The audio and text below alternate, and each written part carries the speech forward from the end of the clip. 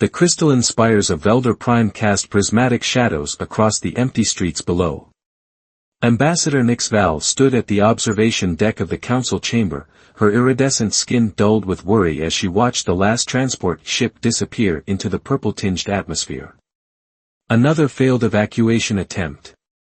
The ship's engines had given out barely halfway to the stratosphere, forcing an emergency landing that used up precious fuel reserves they couldn't replace. The Veldari civilization, once spanning 3 star systems with their mastery of crystal technology, was dying. Their sun had begun emitting strange radiation patterns that their protective shields couldn't filter. The radiation was slowly poisoning their crystalline architecture, the very foundation of their society. Buildings that had stood for millennia were developing microscopic fractures. Power conduits were failing. And worst of all, the sacred crystal nurseries, where new Veldari came into being, were becoming unstable.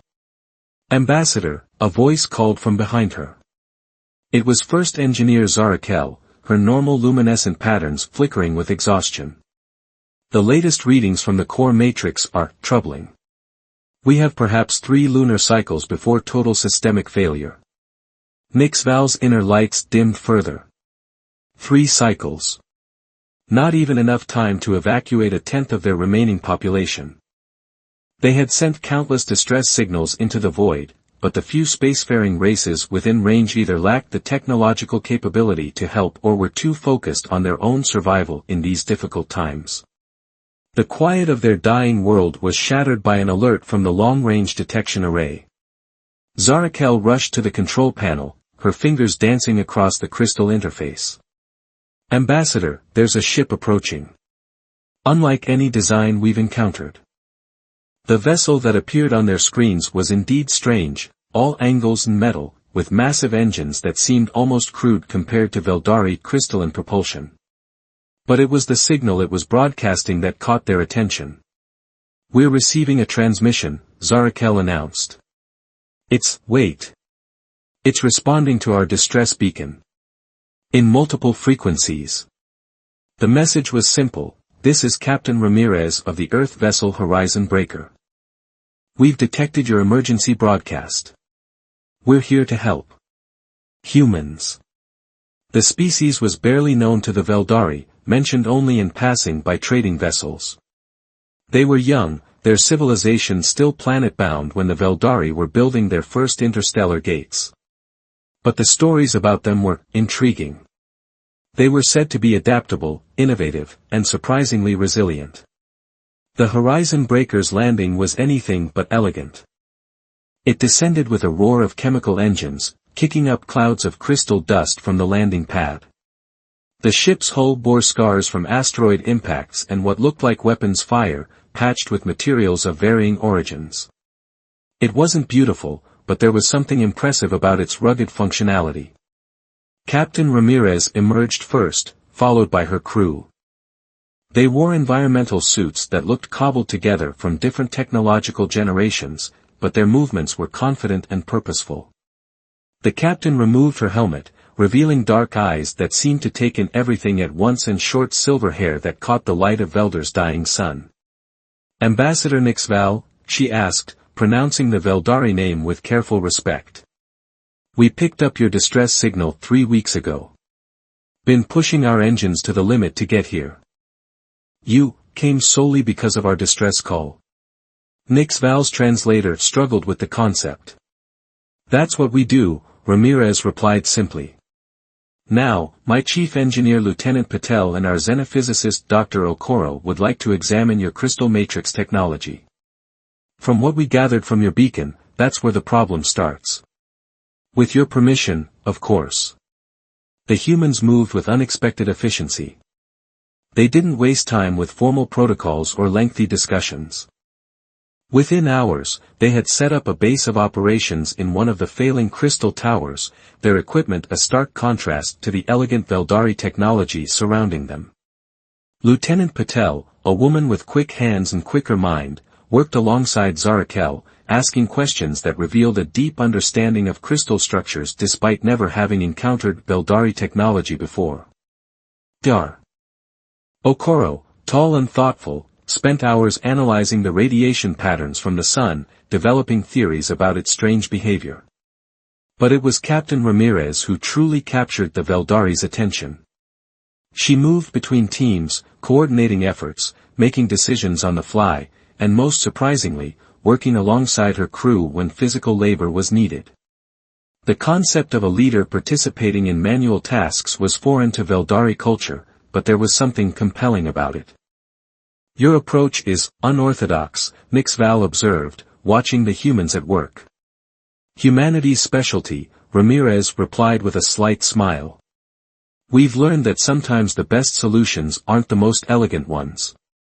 Sometimes you need to get your hands dirty." As the first day turned to night, the humans showed no signs of slowing.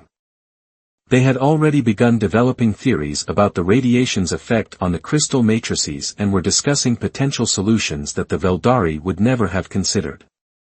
Their creative approach to problem-solving was both fascinating and slightly terrifying to watch. "Ambassador," Ramirez said as the local sun began to set, casting long shadows through the crystal spires, "we're going to need to try something unconventional." "Dar. Okoro thinks we can modify your crystal matrices to not just resist the radiation, but to actually absorb and redirect it. It's risky, and it's never been done before, but it might be our only chance," Nixval finished, her inner lights pulsing with a mix of fear and hope. "How can we help?" Lieutenant Patel's hands moved swiftly across the hybrid interface she had built, connecting human quantum computers to the Veldari crystal matrices. Holographic diagrams swirled around her, showing the complex crystalline structures that powered the entire civilization. Sweat beaded on her forehead as she worked through another simulation. "The problem isn't just the radiation," she explained to Zarakel, who watched with growing fascination. "Your crystals are actually trying to adapt, but they're doing it too slowly. They're like immune systems fighting an unknown disease, they have the right idea, but not the right tools." Dr. Okoro's voice came through the communication system, tinged with excitement. "Jasmine, I think I've found something. The radiation isn't random. It's following a pattern, almost like a pulse. If we could sync the crystal matrices to that rhythm, we could help them adapt faster," Patel finished, her fingers already flying across the interface. "But we'd need to modify every major crystal node in the city simultaneously. One mistake and the feedback could shatter everything." Captain Ramirez stood at the central control hub with Ambassador Nixval, watching the human and Veldari teams working together. The initial cultural barriers had begun to break down in the face of necessity. Veldari engineers, who had always approached problems with methodical precision, were learning to appreciate human intuition and improvisation. Human technicians were discovering the subtle artistry in Veldari crystal technology. "Your people work with remarkable speed," Nixval observed, her inner lights pulsing with a mix of hope and anxiety. "But this plan, to fundamentally alter the very foundation of our civilization. Sometimes survival requires radical change," Ramirez replied, her eyes fixed on the massive crystal spire that housed the city's main power distribution network. "We've learned that lesson many times on Earth." The plan they had developed was audacious.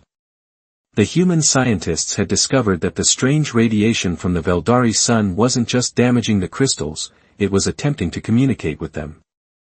The crystal matrices, being semi-sentient, were trying to respond but couldn't adapt quickly enough to the new patterns. "Think of it like teaching someone a new language," Dr. Okoro had explained. "Right now, your crystals are like children hearing words they don't understand. We need to give them the equivalent of a universal translator." The solution involved creating a network of human quantum processors that would act as interpreters between the solar radiation and the crystal matrices. It was a marriage of technologies that neither species had ever attempted before. The preparations took days of continuous work.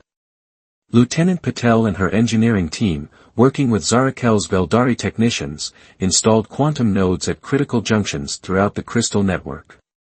Dr. Okoro refined his models of the radiation patterns, working to predict the sun's behavior down to the microsecond.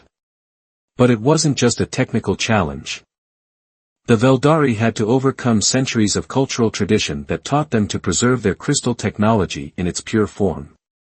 The idea of integrating foreign elements into their sacred matrices was nearly heretical to some. Your crystals won't lose their identity, Ramirez assured the Veldari Council. Think of this as giving them new tools to express themselves. Like teaching a singer new scales. The night before the attempted integration, Ramirez found Patel in the engineering hub, running through simulations for the 100th time. Jasmine, you need to rest. One mistake, Captain. One miscalculation and we could lose everything. Patel's eyes were red from exhaustion. These crystals, they're not just technology. They're alive in their own way. We're asking them to evolve in minutes what should take centuries. Then we'll give them all the help we can, Ramirez said firmly. But we need you sharp tomorrow. The integration day arrived with a tense atmosphere. The remaining Veldari population had been evacuated to safe zones, leaving the crystal cities eerily empty except for the essential personnel. Teams of human and Veldari engineers were stationed at key points throughout the network, ready to monitor and adjust the integration process. Dr. Okoro's voice came through the command center speakers, calm and steady. The next radiation pulse will arrive in 10 minutes. All teams, begin your final checks. Lieutenant Patel sat at the main control interface, her hands poised over the controls. Zarakel stood beside her, their different bodies casting contrasting shadows on the crystal walls. Around them, the hybrid network of human and Veldari technology hummed with potential energy. Remember, Patel said to her team, we're not forcing the crystals to change. We're giving them the tools to save themselves. Trust in their ability to adapt. The minutes ticked down. Captain Ramirez and Ambassador Nixval watched the holographic display showing the approaching radiation wave. It was beautiful in its way, a cascade of energy that could either save or destroy their civilization's combined work. Radiation pulse in 3, 2, 1. Dr. Okoro's count reached 0, and Patel activated the integration sequence. The crystal cities of Velder Prime began to sing. The song of the crystal cities started as a gentle harmonic hum, barely perceptible to human ears but sending waves of luminescence through the Veldari observers. As the radiation pulse hit the first layer of modified matrices, the sound grew, becoming a symphony of light and resonance that filled the air with shimmering harmonics. Integration holding steady at 60%, Lieutenant Patel reported, her voice tense with concentration. Crystal response is stronger than expected. They're learning. Dr. Okoro's sensors were registering unprecedented levels of energy exchange between the radiation and the crystal matrices. The quantum processors are managing the load, but barely. These crystals are adapting faster than our models predicted. The initial success was interrupted by a warning blast from the atmospheric monitoring system. Captain Ramirez rushed to the display, her expression darkening. We've got a problem. The radiation isn't just affecting the crystals, it's creating some kind of reaction in the upper atmosphere. Above the city, the purple-tinged sky was beginning to swirl with unnatural patterns. The radiation from the sun had intensified, creating massive electromagnetic disturbances that threatened to overwhelm even the modified crystal matrices. The crystals, Zarakel suddenly called out, her voice filled with wonder and fear. They're trying to shield us, but the strain. Throughout the city, the crystal spires were pulsing with intense light, their newly awakened consciousness attempting to protect their inhabitants from the growing storm. Ambassador Nixval's inner lights flickered rapidly. If the matrices shatter under the strain, the release of energy could destroy everything within 1,000 kilometers. Ramirez's mind raced through options. The Horizon Breaker's shields might protect a small portion of the population, but evacuating even a fraction of the city in time would be impossible. They needed another solution. Lieutenant Patel, she called out, what if we reverse the integration? Instead of just letting the crystals adapt to the radiation, could we use them to push back? Patel's fingers flew across her interface. The quantum processors weren't designed for that kind of power transfer, Captain. We'd be asking them to channel enough energy to power a small sun. But it's possible. Theoretically, yes, but... Patel looked up at the swirling storm above them. We'd need to modify the processors to handle the load, and someone would have to manually adjust the crystal resonance frequencies in real time. One mistake and... I will do it. Zarakel stepped forward, her crystalline form glowing with determination. My people are born of the crystals. We can feel their harmonics in our very being. Dr. Okoro's voice crackled through the comm system. Captain, the atmospheric disruption is accelerating. Whatever we're going to do, it needs to be now. Ramirez looked at her crew, at the Veldari who had become more than just allies in these desperate days, and made her decision.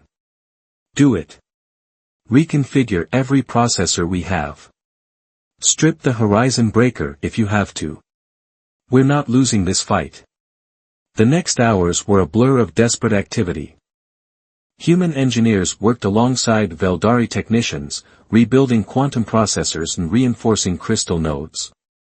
The storm above grew stronger, battering the city with waves of energy that made the very air crackle with power. In the central control hub, Lieutenant Patel and Zarakel began the dangerous process of reversing the energy flow. The crystal matrices, now partially awakened by their integration with human technology, seemed to understand what was being asked of them. Their song changed, becoming deeper, more purposeful.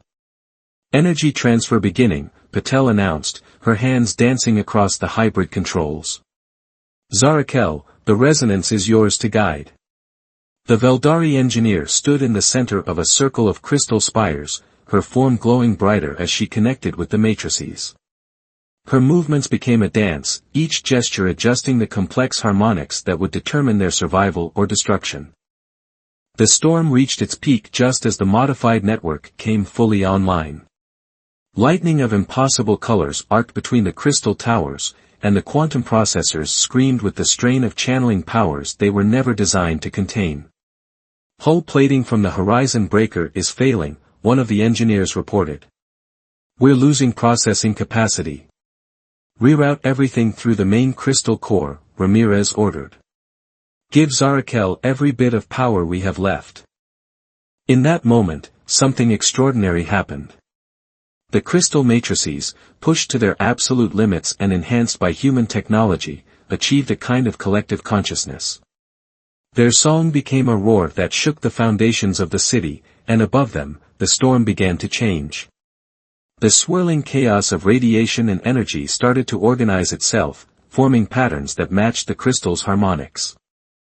It was as if two vast intelligences, one born of ancient crystal, one formed of solar fire, were finally learning to communicate. The radiation levels are stabilizing, Dr. Okoro reported, his voice filled with disbelief. The crystals aren't just adapting anymore.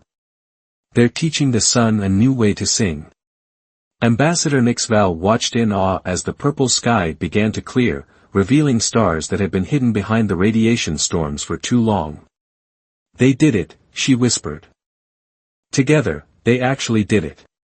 But the victory had come at a cost. Throughout the city, crystal spires showed stress fractures from channeling such enormous energies.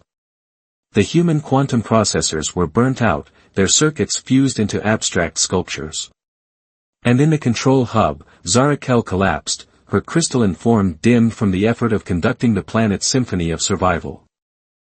In the days following the great storm, the crystal cities of Velder Prime slowly began to heal. The integration of human quantum technology with Veldari crystal matrices had created something entirely new, a hybrid system that pulsed with life and possibility. The crystals now sang with a different voice, one that carried echoes of both civilizations within its harmonics. Zarakel recovered gradually, tended to by both Veldari healers and human medical staff. Her connection with the crystal matrices during the crisis had changed her, leaving traces of quantum patterns flickering beneath her crystalline surface. Lieutenant Patel spent hours by her bedside, studying the unprecedented merger of their technologies through the changes in her friend's biology. The quantum patterns, Patel explained to Captain Ramirez, pointing to her readings, they're not just random changes. They're forming new neural pathways, like the crystals are teaching her brain to process information differently. She's becoming a living bridge between our technologies. Dr. Okoro had converted one of the damaged crystal towers into a research center, working with a team of Veldari scientists to understand the profound changes in their son's behavior. It's remarkable, he said during one of their daily briefings. The solar radiation isn't just stable now, it's beneficial. The crystals didn't just adapt to it, they created a symbiotic relationship with it. The Horizon Breaker, stripped of much of its technology to save the Veldari world, sat in the spaceport like a testament to sacrifice and innovation. Engineering teams from both species worked to rebuild it, but not exactly as it was. The Veldari insisted on integrating their crystal technology into its systems, creating a ship that would symbolize the partnership between their peoples. Ambassador Nixval found Captain Ramirez in the ship's new crystal-powered engine room, where transparent conduits pulsed with a combination of quantum energy in crystalline harmonics. Our council has been discussing the future, she said, her inner lights showing patterns that Ramirez had learned to recognize as thoughtful consideration. This crisis has shown us that isolation is no longer a viable path forward. Ramirez nodded, running her hand along a crystal conduit that hummed in response to her touch. The galaxy's getting smaller every day. We're all going to need each other sooner or later. The ambassador's next words surprised her. We would like to establish a permanent exchange program. Our engineers have much to learn from your innovative approaches, and your scientists clearly have an appetite for understanding our crystal technology. But more than that, we want to learn your way of thinking. The cultural exchange began almost immediately.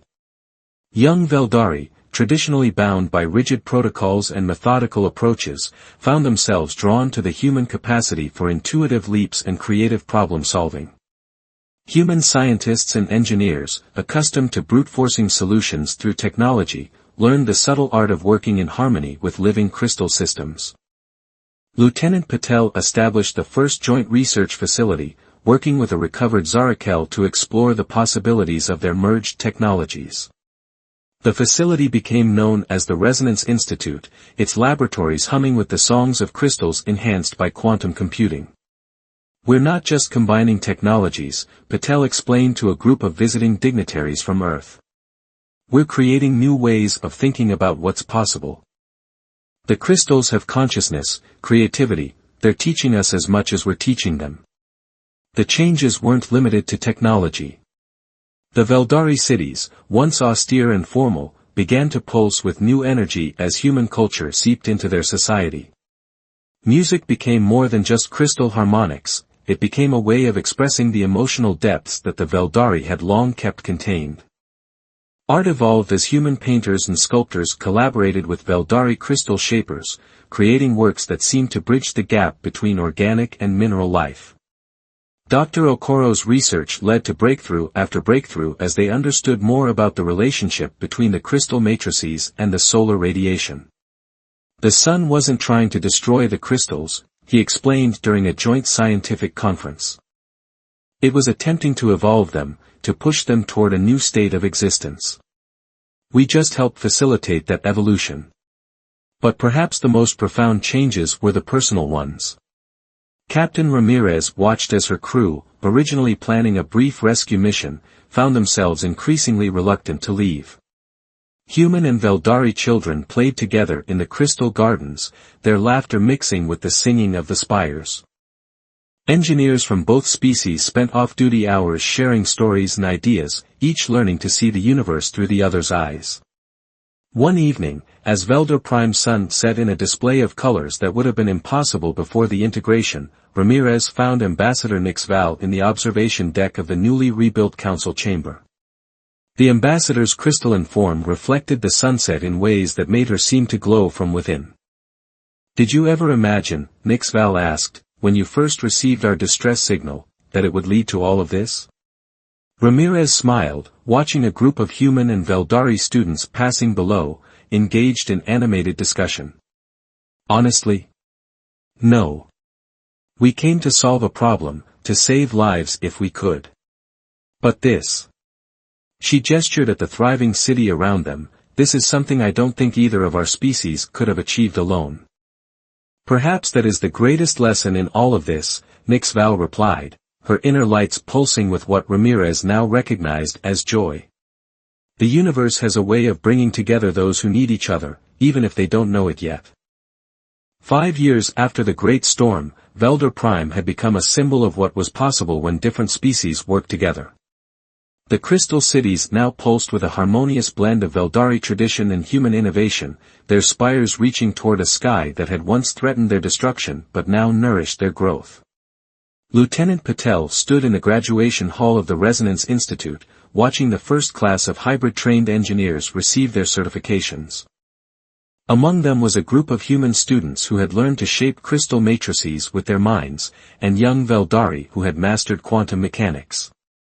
Zarakel, now the Institute's co-director, moved through the crowd with a grace that somehow combined Veldari precision with human warmth. Did you ever think we'd see something like this? Dr. Okoro asked, joining Patel at the observation window. His research into the sun-crystal relationship had spawned an entirely new field of study, one that was revolutionizing how both species thought about energy and consciousness. Honestly? Patel smiled, watching a human student demonstrate a crystal quantum interface she had designed. I was just hoping we'd survive that first integration attempt. This. She gestured at the thriving institution around them. This is beyond anything I could have imagined. The Horizon Breaker, now commanded by Captain Ramirez's former first officer, had become the flagship of a new joint fleet. Its hybrid crystal quantum drive system had revolutionized space travel, allowing ships to navigate through space in ways that neither civilization had achieved alone. More importantly, it had become a symbol of what could be accomplished when different species combined their strengths. Ambassador Nixval, her crystalline form now permanently altered by subtle quantum patterns, had become the head of a new interstellar coalition. The crisis on Velder Prime had attracted attention from across the galaxy, and other species were now reaching out, eager to learn from the successful merger of human and Veldari capabilities. But it was in the small, everyday moments that the true impact of their collaboration could be seen. In the crystal gardens, human children played among the singing spires, their laughter causing ripples of responsive light. Veldari engineers debated theoretical physics with human scientists in cafes where crystalline architecture merged seamlessly with comfortable Earth-style furnishings. Captain Ramirez, who had chosen to remain on Velder Prime as Earth's permanent ambassador, often found herself reflecting on the journey that had brought them here. One evening, she sat with Nixval in what had become their favorite spot, a crystal observation dome that offered a perfect view of both the city and the stars above. The council received another distress call today, Nixval mentioned, her inner lights showing the complex patterns that humans had learned to read as emotional nuance. A species in the Carina sector, dealing with a planetary crisis. Ramirez nodded, already knowing where this was going. And we're going to help them. We are, Nixval confirmed. But not just with technology. We're going to show them what we've learned about working together, about finding strength in our differences. The joint rescue fleet departed the next day, carrying teams of human and Veldari experts. The ships themselves were a testament to their partnership, sleek crystalline hulls housing quantum cores, crews of both species working in perfect harmony. They carried with them not just technology and expertise, but a living example of how crisis could become opportunity. Back on Velder Prime, Lieutenant Patel and Zarakel continued their work at the Resonance Institute, pushing the boundaries of what their combined technologies could achieve. The crystal matrices, now fully awakened and enhanced by quantum processing, had begun to exhibit capabilities that neither species had dreamed possible. It's not just about solving problems anymore, Zarakel explained to a new class of students. It's about imagining new questions to ask, new ways of thinking about what's possible. Dr. Okoro's research team had made another breakthrough, discovering that the crystal-solar relationship they had helped forge was actually spreading, creating a network of beneficial radiation patterns that were strengthening crystal matrices on other worlds. The universe, it seemed, was learning from their example. As Velder Prime's sun set on another day of shared discovery and growth, Captain Ramirez stood in the council chamber where it had all begun. The room had changed, crystal panels now housed quantum displays, and the formal seating had been replaced with comfortable areas for open discussion. But the spirit of that first desperate meeting remained, the belief that together, they could achieve the impossible. Ambassador Nixval joined her, both of them watching the new generation of human and Veldari citizens moving through the crystal streets below. "You know," Ramirez said, "when we first received your distress signal, all those years ago, we thought we were coming to save your civilization. And instead..." Nixval's inner lights pulsed with what Ramirez now recognized as gentle amusement. "Instead, we ended up saving each other. And maybe that's the real legacy we're creating here, not just the technology or the breakthroughs, but the understanding that no species has all the answers alone. That there's always something to learn from each other." As if in response, the crystal cities began their evening song, the harmonics now carrying traces of earth melodies woven through the ancient Veldari rhythms. It was a symphony of two civilizations that had found their strength in unity, a promise of what was possible when different peoples chose to face the future together. And somewhere out in space, a new distress signal waited to be answered by ships carrying the combined wisdom of two worlds, ready to share the most important lesson they had learned, that in helping others, we often find the best in ourselves.